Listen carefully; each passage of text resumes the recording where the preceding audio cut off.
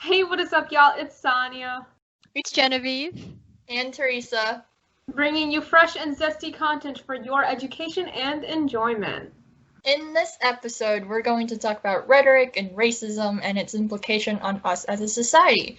But before we do that, let's welcome our very first guest on the show, May, who's a good friend as well as someone who's pretty in tune with social issues. So welcome, May, and thank you for being here on our podcast today. How does it feel? I am so excited. When I heard you guys were, doing a podcast, I was so interested, and I love the topics you've done so far. And I'm really honored that you guys asked me to do this one. I'm very excited. Aw, thanks, May. All right, so to start off, what is rhetoric? What is racist rhetoric? And how do we define racism? Because with racism, I feel like there's a very hard line definition. You know, the belief that certain races of people are by birth and nature superior to others, and that's from Merriam-Webster.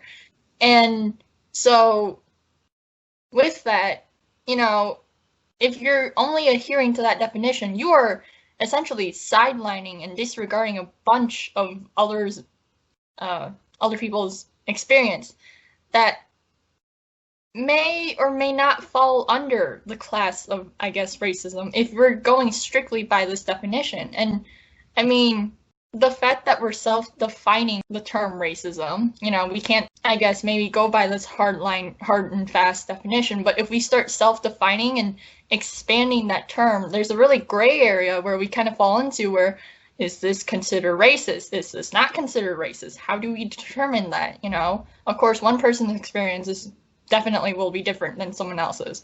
So how do we broaden that definition of racism and have it evolve from this hard and fast definition to something that's a little bit more wide, more applicable, without necessarily having it go to the extremes, if that makes any sense? So, thoughts? It sure does. I'm really glad you brought this up because I've seen this trend, on social media and like in person with people.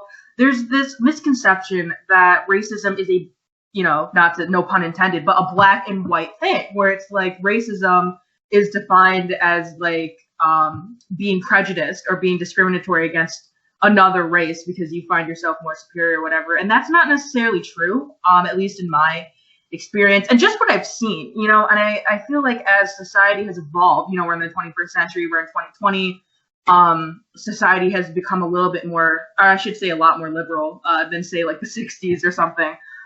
We have started to move in a direction where the definition of racism has changed. My personal opinion is that racism is essentially when you either you confine a race of people to a specific stereotype, or when you claim that they only have so much potential, which would count as being discriminatory. But a good example of what I'm actually thinking, let's say there's like a movie, right? And there's a character that's supposed to represent a race, like a specific race. Let's go Mexican.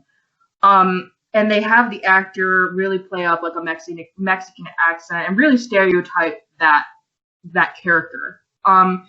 I would not say that always is discriminatory or like has a superiority thing going on. I think that's just very limited. I think racism essentially limits races from each other, and I think racism is just a big divider between races, and to where we can't see the real similarities between races, and where we are like, no, that's yeah, you can have a cultural difference, but that doesn't make you different from me.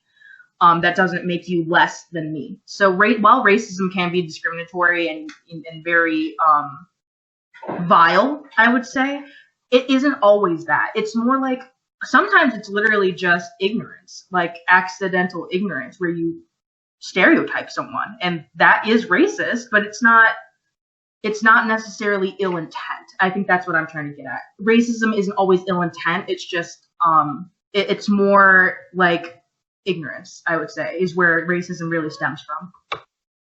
Yeah, I very heavily agree. I think this is kind of off topic, but also not. The fact that racism very heavily comes from stereotypes. And I think stereotypes nowadays are one of the main issues hurting society in our generation, are just assumptions made about other people and what they can do based on what they look like. And I think all of these preconceived notions about others is really something that causes a lack in communication, a lack in people's ability to believe others' potential and others exactly who they are and who they might be. And what you might think about a different person because of what they look like, I think isn't fair to that person. It isn't fair to you. It isn't fair to everybody just because of the fact that stereotypes are such a big issue. Another thing that should be addressed is no one is naturally racist. You know what I mean? Like, no one is born having these preconceived notions or prejudices. And it's, you know, as someone who grew up with a lot of racial issues, I can see that. I can look back and be like, these kids didn't know what they were saying, but they were incredibly racist towards me. And you have to take into account that racism is taught. So that when, you know, so it is a taught behavior, which means, in essence, you can teach it out of people, or you can just not teach them to be racist. Essentially, you can have people who aren't racist because it's not a natural thing. It's not a natural behavior in people.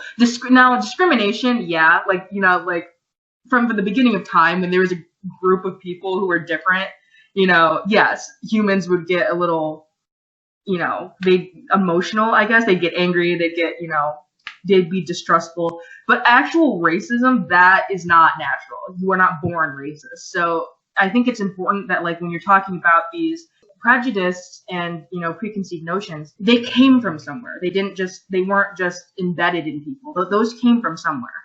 Right, and I like how you mentioned it's not born with, you are taught it. So I think you brought up, like, teach it out. I think there's an importance to teach people about the history and the effects of words and the rhetoric they carry. And, you know, as much as you can teach someone, it's never truly understood unless you are from that specific type of race. And I think it really starts with teaching about the weight and not necessarily about how to not offend someone, you know, because all that does is forces that person to walk on eggshells and discourages them from making any sort of statement for fear of being called a racist or prejudiced or whatever. But I think real change starts with teaching them about the weight of words and what that means in that context specific to those people. So, Sonia, what do you think? No, yeah, I definitely agree. We must teach people when they're young the weight that our words can carry and emphasize that these words have a deep root in racism and discrimination, so we shouldn't use them. For example, for the longest time, personally, I was taught that it's offensive to use the word black to describe an African American because there was this one instance, it was in Sunday school, where I was walking with my mom. My mom was a teacher, so I would usually hang out with her on lunch breaks. So I was talking about this one student that I encountered who, like, pushed me in the hallway or something. And I'm like, yeah, that black kid, like, pushed me or something. And she's like, no, say African American, don't say black. And then a few years later, it was at a school assembly. This was in normal school, not Sunday school, by the way. And my brother said black, and I immediately started yelling at him, like, why did you say that? You know you're not supposed to say that. And he was like, it's fine. So you also have to kind of keep up because things happen over the years. Like, I have one if I could share. Yeah, go ahead. I remember one time I think it came up at dinner one time, and it was just a conversation before my parents really knew much about it. I think we were just talking about LGBTQ topics, and one of the words I brought up was queer, and they're like, oh, you cannot say that, because back when they were younger, that was a big hate word against people in the LGBTQ community. And now it's not as much of that. It's more of a word they've kind of taken back, and so that wasn't the case anymore.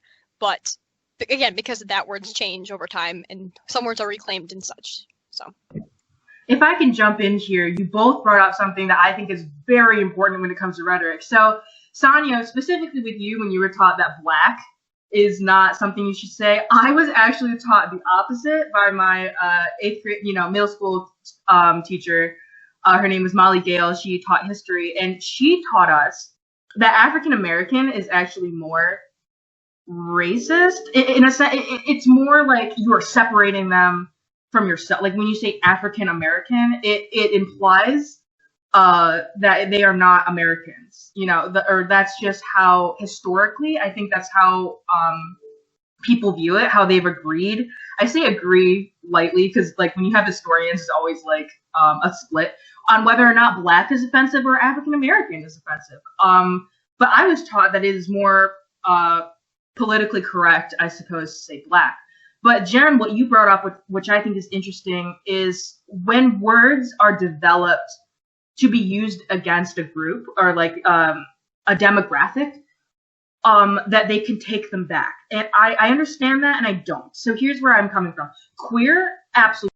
I think that, yeah, that word should be taken back. Because it was always used, its root, it was always used to describe someone ambiguously in the LGBT community. It's just that people who were hateful towards the community then twisted it. So yeah, we can take it back because it was always ours in a sense. That's what I'm getting at. But here's a word that, you know, like the word, I don't think that that should be used in the LGBT community. I am in an LGBT community. I don't think that that should be used by us. And here's why. It was originally, you know, referred to a cigarette. It was a cigarette brand. It was a cigarette. But then the connotation changed when they started wrapping people up, like, you know, gay people and LGBT people up in rugs or whatever, and lighting them on fire. That's where the connotation of a slur came from. And I just don't see a way around it where we could quote on back, because when its roots in the LGBT community, it was always in hate. Like, we never used that to refer to ourselves. That was a word literally spawned from hate. And I don't think that that's a word that we should quote unquote take back. Queer, I can definitely see that from. I don't see that with other words though. And that's just something that I wanted to add in really quick. Right. So to piggyback off of that, that leads us to the next question. You guys brought up reclaiming, you know, and I sort of wonder who gets that right to reclaim it, you know? And I remember an episode of Blackish, which, you know, it's a TV show on ABC about a Black family, and they talk about many social issues. And one of the episodes center around the N-word. Half of the family believe that, yeah, they can reclaim it, they can say it, and the other half really said, no, it was an ugly word, hateful history, let's not, you know, use it. So that leads to me asking, who gets to decide? Obviously, I mean, within the racial group, in like the context of the N-word, I would not expect a Euro-blooded person to decide that, because ultimately it's not a part of their history necessarily. But even within groups, you have people disagreeing, should we reclaim it, should we not? How do we judge that? How do we approach that in terms of reclaiming, and why, I guess? I think May brought up a really good point here in terms of what she was saying about it, and the fact that it does kind of matter whether it came from a hateful context, the word where it originated from, or whether it was a word they had originally. And I agree with that. I think it's something that if it was born out of hate and out of a hateful act, that it's something that shouldn't be brought back. But it's also, I think, just something that people like to do because they take words that were once something that really hurt people. And to take that back is not a sign of power, but a sign of, like, moving on. It's something that no longer hurts those people. So the fact that it's just something that happens in the first place, I think is a good thing. But I agree, I don't know who should get to decide what words get reclaimed. You brought up a really good point. I'm sorry to jump in here again. So here's the thing. What was I going to say? So when you take, yes, I agree. Like there's a sense of, again, not power, but strength that you know, something that once hurts a community, can potentially bring them together, or, you know, you can take it back. I 100% agree with this. But here's the thing. Here's I don't want to say a hole in your argument, because this is an argument, it's a discussion. But here's where I would challenge that.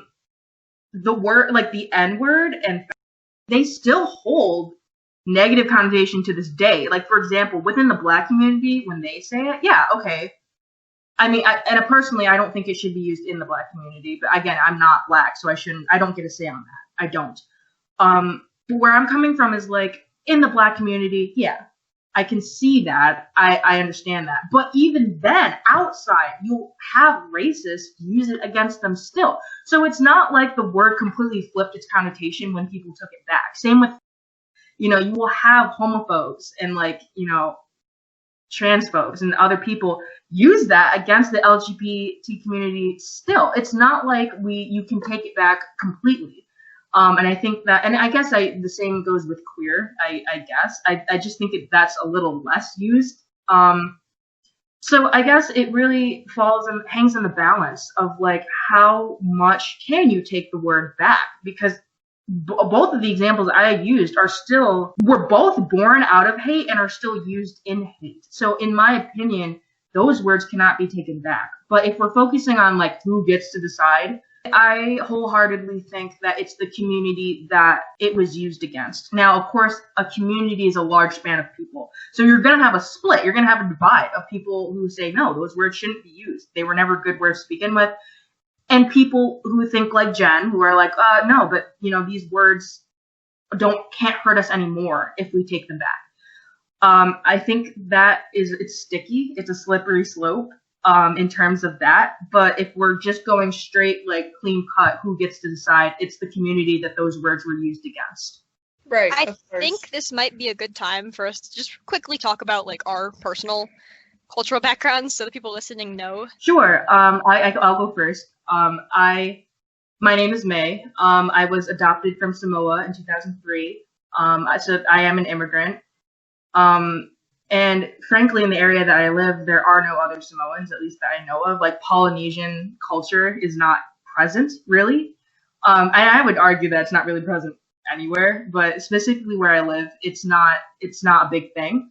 So my cultural background and my ethnic background is pretty unique to me and only me. Okay, I can go next. My family is extremely white. We've been in the country for a very long time, so I have a very high lack of culture, I would say, and it's just something that, it is what it is. So my family is Chinese. We're my parents, grandparents, great-grandparents, they all immigrated here from China. And yeah, discussing racial issues is, well, it's pretty,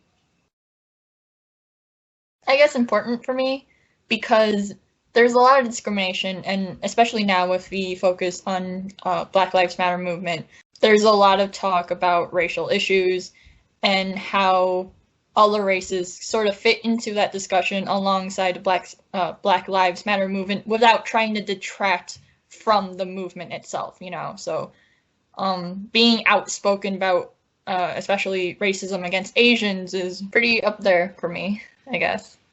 I'll talk about mine too. So I'm Sonia. All four of my grandparents are from Pakistan, and they immigrated to Canada, and both of my parents were born in Canada, and then they immigrated here. In our household, we try to maintain some of the good things from the culture of Pakistan, and some of the bad things we don't use, and also the fact that we don't have a lot of family in America. Like, the only family I have in America is all the way in Georgia, and we only see them maybe once every 2 or 3 years. My parents are really the only familial support system that I have, and my only access pretty much to Pakistani culture. All right. So, May, I know you mentioned prejudice earlier on. I want to bring up how prejudice and racism differ. And prejudice, its definition, I guess, it's a bigger gray area. It's the preconceived opinion that is not based on reason or actual experience. With that comes the fact that, well, if we're going with the hardline definition strictly, then most of the things that we perceive as racism would actually fall under prejudice. So, are we ultimately classifying something that is racism when we really should be saying it's prejudice, you know? And I feel like racism has a more negative connotation because if you point to someone and say, well, you're being racist, you know, that you know, there's a bit of a stigma with that too. That, wow, okay, that person is like essentially persona non grata within that room. Whereas prejudice, it doesn't really carry that much of a weight. Are we actually incorrectly classifying something as something else? That's a great question, and I like that because that draws attention to something. So I think this is my personal perception. You know, listeners can totally disagree, and like they can you know stand the ground and say no, I don't think that. But here's where I come from. When you say the word prejudiced, like when you say like, oh, she's prejudiced, to me, the way I perceive it, I feel like it's more forgiving. You know what I mean? Because prejudice can be overturned, in my opinion. So, like, let's say someone's prejudiced against somebody else, because they are of lower, you know, they're lower class. You know, they don't make as much money. You know, if you show them a day in the life of what these people really are doing, you know, that, you know, because they might have the prejudice that they're lazy and that's why they don't have the money. But if you give them like a taste of like, no, these people are hardworking people, you know, they're making ends meet, they're stretching every dollar where it can, you know, where it can land, that prejudice can be overturned. And here's where, in my opinion, prejudice and racism differ, but where they link. Racism is built on prejudice. So racism is a firm, almost, unshakable belief that a race of people are inferior or that they are, you know, limited to a certain potential, or, you know, and those are built off of prejudice on people that they have seen or people that they have made preconceived notions on. Prejudice itself is you're right, it's a gray zone, but it's gray because it applies to so many things. So prejudice applies to racism, but it also applies to, you know, the disabled community. You can have a prejudice that someone who is disabled wants to be able-bodied. You can have that, or prejudice or misconceived notion. And, you know, prejudice can go under sexism as well. So prejudice itself is a much bigger blanket, I guess, because it covers so many things. And your Google definition is correct, in my opinion. It's these perceptions that people have that are made without experience, without reason, without real fact to back it. And that, even as mediocre as it is dangerous because that can apply to so many things. As opposed, you know, in terms of saying that racist things might fall under prejudice, you could definitely argue that, but again, that's because racism is built on prejudice. I guess you could argue, because like if a white person were to point fingers and say black people are lazy and they do not work, even if they quote unquote had evidence, you could strongly say that statement was made off of a prejudice, that it wasn't made out of, you know, real fact. It lacks experience, you know. So you could say that statement is prejudice, but it's also racist because it's going strictly against a race of people. So I guess you have to really judge where they fall, in my opinion, because they're layers. So like if it hits the racism layer, chances are it's going to hit the prejudice layer too. If you say, you know, all women are emotional and, you know, aren't mentally stable, I guess, because of their emotions, that's a prejudice, but it's also sexist. So I would think that if it falls in one category, more times than not it's going to fall in the other, and that's where I stand on that issue. Right. And I guess personally for me that goes back to rhetoric. You know, something as, I wouldn't say as mild, but something as trivial as something as, or like Kung Flu or China virus. Would you classify those phrases as racism or more prejudice? And is it just racist rhetoric and it doesn't really indicate the speaker themselves to be racist? Because I guess that sort of falls under intent versus impact or effect. And I want to bring that up because it's so easy to say, oh, this person is being racist by saying this particular phrase or whatever, and then it's there's meaning behind their words, whether or not they believe that that speaker is being trivial about it, and it was just a flippant comment. Should that play a role in how, I guess, we perceive racism? Okay, so I'm gonna go to my world history class for a second because this was like the first day of class, and my teacher brought up a really good point. No matter what, all stereotypes none of them are good because they're wrong, because it generalizes. So, for example, saying that all Asians are smart, or not that they're all smart, maybe like that they're all good at math. That's obviously not true. Because like there are some Asian people that are not great at math, but they're great at English and they're amazing writers. Or there's some who prefer to be more scientific and they're not quite like into the math field. So that really generalizes, so it's not true. It's not good to stereotype like that. And then for Black people, I'm going to bring up, I think it was May's example, that Black people aren't hardworking and they're lazy. That's clearly not the case, and that is a very negative stereotype based in prejudice and racism. And I do agree with the point that if you find something to be prejudiced, more likely than not, it is also going to fall into either sexist, racist, whatever other ist there is. Yeah, that's my thoughts on that. Just stereotypes aren't great, and they're always prejudiced or racist or sexist.